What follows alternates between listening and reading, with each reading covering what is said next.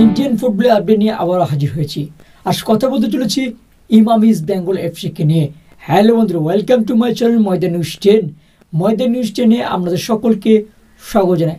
আজ কথা বলতে চলেছি ইমাম ইস্ট বেঙ্গল এফসিকে নিয়ে। কেরালা ব্লাস্টার এফসি ভারতীয় ফরওয়ার্ড রাহুল কেপির দিকে নজর পড়েছে। সামার ট্রান্সফারে দল পরিবর্তন করতে পারেন এই রাহুল কেপি, সম্ভাবনা ইমাম ইস্ট বেঙ্গল এফসিতে। তো ভিডিওটি স্কিপ না করে পড়ে দেখো সমস্ত আপডেট পাওয়ার জন্য। ভিডিও যদি ভালো থাকে অবশ্যই লাইক করো, কমেন্ট করো এবং বন্ধুদের মধ্যে শেয়ার করো। চ্যানেল যদি নতুন ভিজিট করে অবশ্যই চ্যানেলটি সাবস্ক্রাইব করে পাশে থেকে বেল আইকনটি টিংটং করো। ইন্ডিয়ান ফুটবল, ওয়ার্ল্ড ফুটবল ও লোকাল ফুটবলে সমস্ত রকম আপডেট সবার আগে পেতে। তো চলো মধ্যে আছে বেশি কিছু কথা বাড়াচ্ছি না, সরাসরি মেন টপিকে বা মেইন আলোচনার দিকে। 24শে নভেম্বর কেরালা ব্লাস্টার এফসি ঘরের মাঠে শক্তিশালী চেন্নাইয়ের বিরুদ্ধে নামতে চলেছে। এই ম্যাচের লক্ষ্য তাদের জয়, সেইভাবে তারা প্রস্তুতি শুরু করেছে। এই মুহূর্তে সব থেকে বড় আপডেট বেরিয়ে আসছে, ম্যানেজমেন্ট নাকি কেরালা ব্লাস্টার এফসির উইঙ্গার রাহুল কেপিকে আসন্ন ট্রান্সফার উইন্ডোতে বিদায় করতে পারে, এমন একটা রিউমার কিন্তু বেরিয়ে এসছে। বিশেষ সূত্রে জানা গেছে আসন্ন ট্রান্সফার উইন্ডোতে রাহুল কেপিকে দলে ফেরানোর জন্য আগ্রহ প্রকাশ করেছে কলকাতা ময়দানের দুই প্রধান ফুটবল ক্লাব, মোহনবাগান এবং ইমাম ইস্ট বেঙ্গল এফসি। এছাড়াও বেঙ্গল এফসি 24 বছর বয়সী এই ফুটবলারকে পাওয়ার জন্য আগ্রহ দেখাচ্ছে।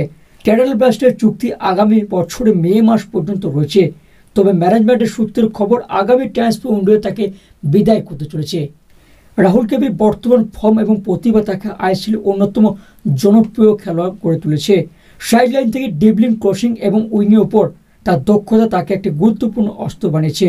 সম্প্রতি তার খেলার স্তরে উন্নতি এবং কেরালা ব্লাস্টারের জন্য গুরুত্বপূর্ণ অবদান তাকে আইএসএল অন্যতম ক্লাবগুলি নজর কেড়েছে। কলকাতা ময়দানের দুই প্রধান ফুটবল ক্লাব মোহনবাগান এবং ইস্ট বেঙ্গল রাহুল কেপির প্রতি আগ্রহ প্রকাশ করেছে। মোহনবাগান, যারা ইতিমধ্যে নিজেদের শক্তিশালী স্কোয়াড তৈরি করেছে, রাহুল কেপিকে দলে ফেরাতে চাইছে, তাদের জন্য কেপি একজন সেরা বিকল্প হতে পারে।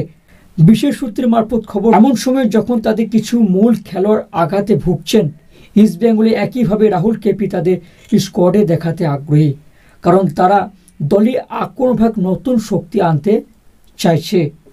বর্তমানে যে খবর হচ্ছে, বেঙ্গল এফসি কিন্তু আগ্রহ দেখাচ্ছে রাহুল কেপিকে নেবার জন্য। বেঙ্গল এফসি দীর্ঘদিন ধরে শক্তিশালী উইংয়ের জন্য খোঁজ করছে এবং কেপি তাদের স্কোয়াডে মানানসই হতে পারে।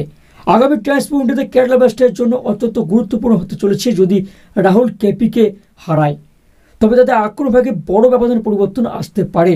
তবে কেপি নিজে কেরালা ব্লাস্টার এফসিতে থাকতে চান কিনা তা এখনও পরিষ্কার নন। কেরালা ব্লাস্টারের পক্ষে রাহুল কেপি গুরুত্বপূর্ণ এক খেলোয়াড়।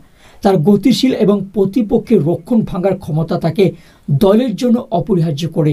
এখন দেখার বিষয় হচ্ছে ট্রান্সফার উইন্ডো চলাকালীন কেপি কোথায় যাবেন এবং কেরালা ব্লাস্টার তার সাথে চুক্তি নবীকরণ করবে কিনা। এবার দেখার বিষয় একটা যে ট্রান্সফার উইন্ডোতে রাহুল কেপি কোথায় যাচ্ছেন, নাকি কেরালা ব্লাস্টার এফসি থাকতে চলেছেন। তো রাহুল কেপি নিয়ে আজকের মতো আপডেট এইটুকুই থাক। পরবর্তী কোনো আপডেট বেরিয়ে গেলে অবশ্যই তোমাদের শেয়ার করবো। তো ভিডিও এখানে শেষ করছি, দেখা হবে পরের এপিসোডে। ততক্ষণের জন্য ভালো থাকবেন, সুস্থ থাকবেন, টাটা।